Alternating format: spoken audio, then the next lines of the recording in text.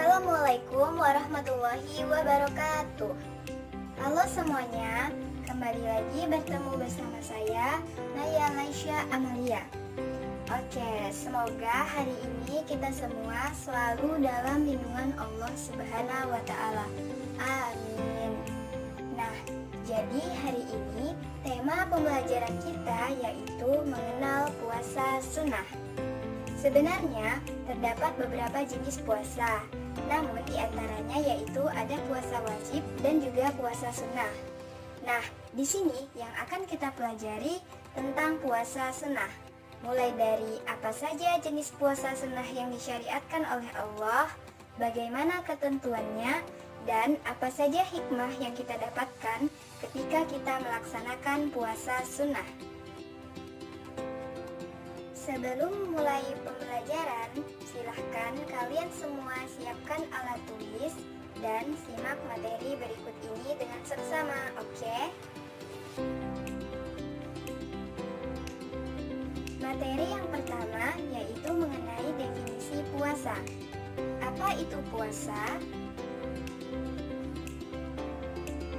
Puasa berasal dari bahasa Arab, yaitu saum atau siam, yang artinya menahan diri.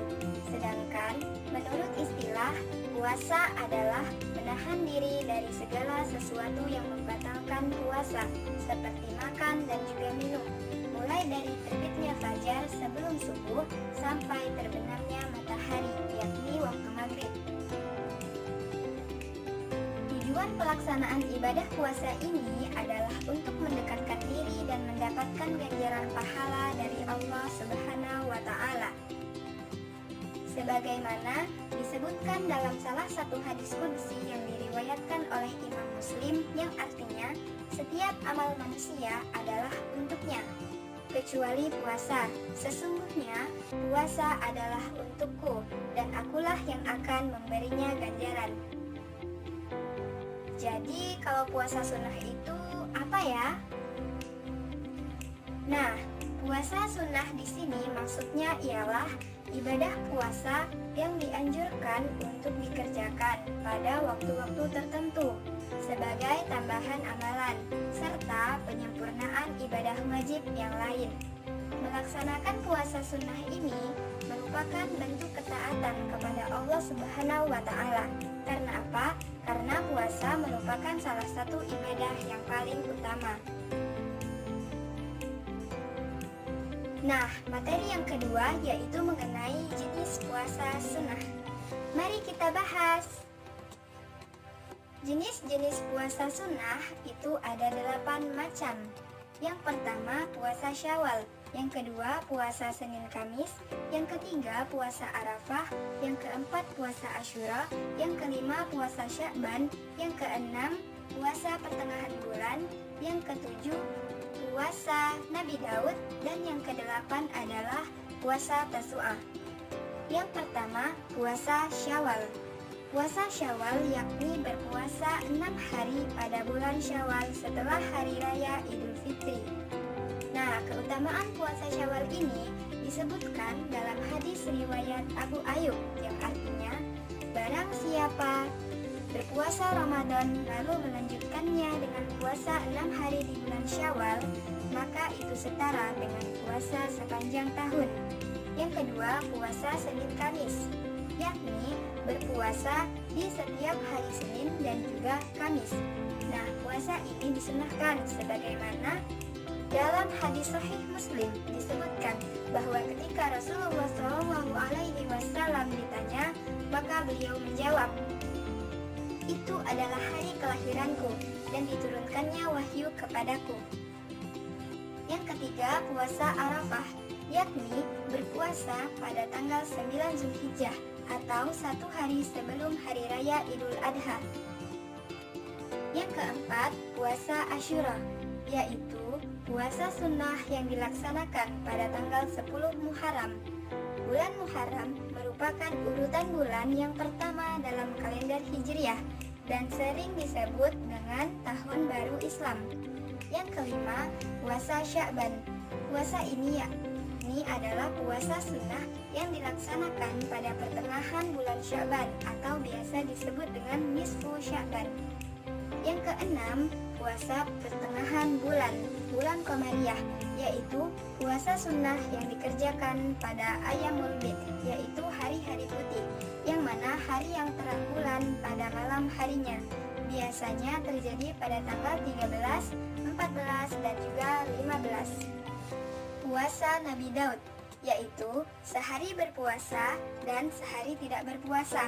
Puasa ini disunahkan menurut kebiasaan yang dilakukan oleh Nabi Daud alaihissalam.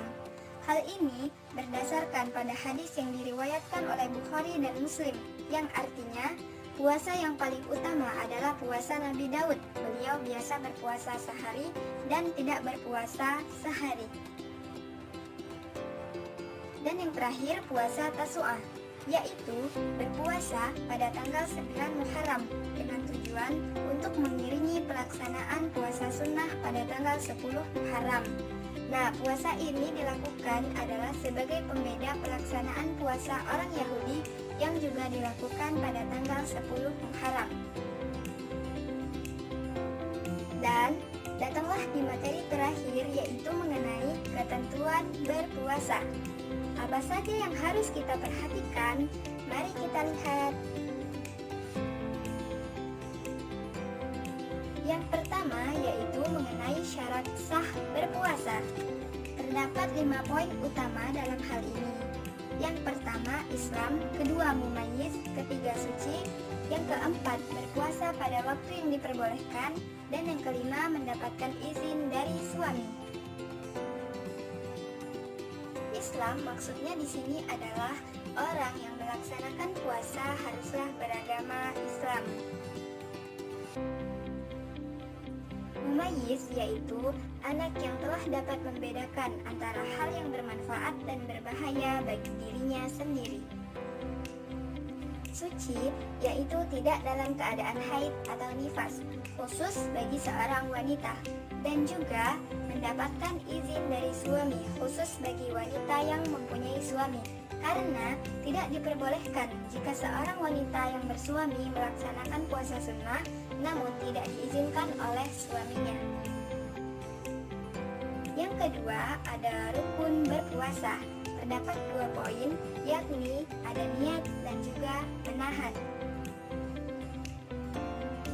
Niat yaitu berniat melaksanakan puasa pada malam harinya, sedangkan menahan yaitu menahan diri dari segala hal yang membatalkan puasa di siang hari, mulai dari terbitnya fajar hingga terbenamnya matahari.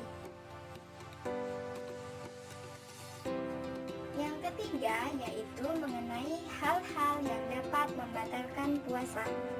Apa saja? Nah, yang pertama ada makan dan minum dengan sengaja. Yang kedua ada muntah dengan sengaja. Yang ketiga, murtad atau keluar dari agama Islam. Dan yang keempat yaitu keluar dari ketentuan syarat sah berpuasa. Lalu, mengenai tata cara pelaksanaan puasa sunnah itu bagaimana?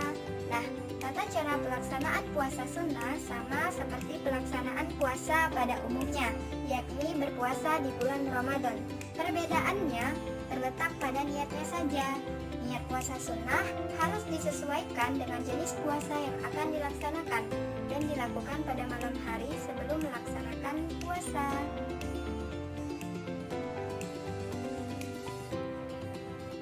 Dan sampailah kita di akhir materi mengenai hikmah dan keutamaan puasa sunnah.